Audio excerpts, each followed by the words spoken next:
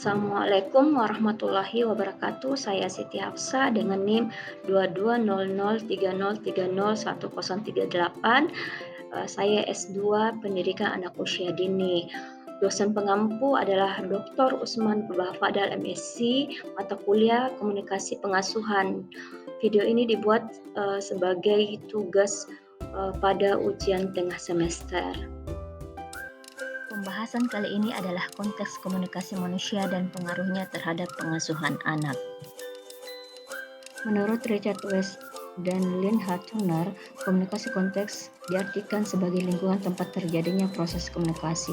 Konteks komunikasi tidak hanya mempermudah manusia dalam mempelajari proses komunikasi, namun juga menjadi latar belakang bagi para peneliti serta teoretikus untuk menganalisis sebuah fenomena.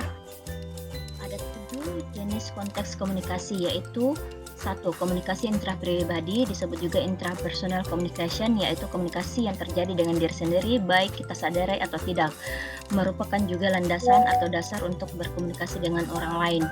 Biasanya berkomunikasi dengan pihak lain, seseorang harus berkomunikasi dengan dirinya sendiri karena akan membuat efektif berkomunikasi. Contoh, refleksi diri, otoriti, bercermin diri.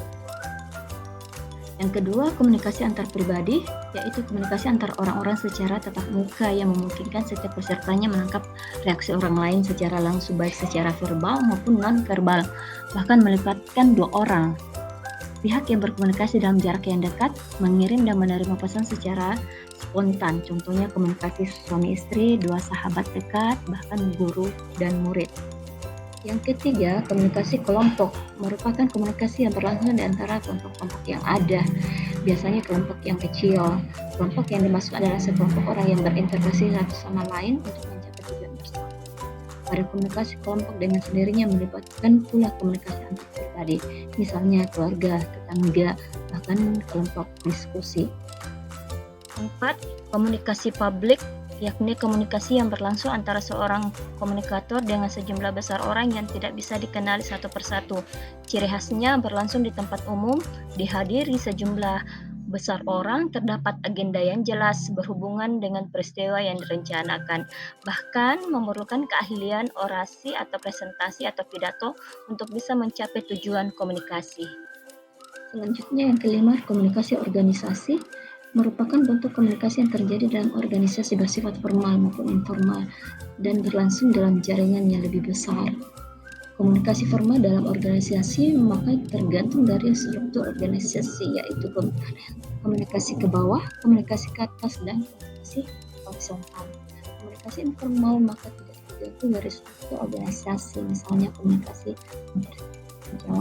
yang keenam, komunikasi massa, yakni komunikasi yang berlangsung dengan mempergunakan media massa. Biasanya dikelola melalui isi pesan ditunjukkan kepada sejumlah besar orang yang tersebar di wilayah. Kemudian media cetak dan elektronik bisa disebut juga media konvensional seperti surat kabar, radio, televisi, bahkan film. Yang terakhir adalah komunikasi digital, dikenal juga komunikasi online, komunikasi yang berlangsung dengan memanfaatkan teknologi atau website antara seseorang atau kelompok dengan pihak lain. Media sosial ini saat ini dikenal dengan media baru yang berkembang pada saat abad 21. Kebahagiaan anak terletak pada cara orang tua memberikan pola asuh. Denmark adalah salah satu negara dengan pengasuhan anak terbaik di dunia. Kita dapat terapkan ilmu dari negara Denmark yang disingkat dengan PAREN. Play, anak-anak Denmark didorong untuk bermain sejak usia dini. Dan bermain tidak hanya hiburan dan kesenangan, tetapi bisa berinteraksi dengan orang lain, belajar mengelola emosi, mengambil risiko, dan berkontribusi pada pertumbuhan motoriknya. Authenticity mengajarkan anaknya untuk jujur, menerima dan merasakan segala emosi yang muncul pada dirinya. Misalnya saat anak menangis, orang tua tidak memarahinya tetapi mendorongnya untuk ikut merasakan agar anak mengetahui apa itu perasaan dan emosi. Kemudian R-nya reframing. Orang tua Denmark mengajarkan dan melatih anak-anak mereka untuk melihat sesuatu dari segala sudut sehingga mereka dapat menghargai dan menerima segala sesuatu dengan lebih jelas. Empati, orang tua Denmark mengajarkan anak-anaknya untuk lebih berempati terhadap makhluk hidup, baik itu manusia, hewan, atau tumbuhan. Orang tua berusaha semaksimal mungkin untuk tidak menghakimi apapun yang terjadi pada anak, sehingga tidak mengherankan jika orang Denmark memiliki tingkat empati yang tinggi. Dan ultimatum, orang tua Denmark tidak pernah mengancam anak-anak mereka, alih-alih mengancam anak-anak karena perilaku buruk. Bahkan orang tua malah mendorong anak-anak mereka untuk bekerja sama sesuai aturan yang telah disepakati sebelumnya. Togetherness, kebersamaan adalah kunci lain yang membuat orang tua Denmark sukses dalam mengasuh anaknya. Karena sesibuk apapun, mereka tetap memberikan waktu bersama. Mereka bisa berkumpul, kemudian membicarakan untuk menghindari hal-hal yang memicu konflik dan pertengkaran.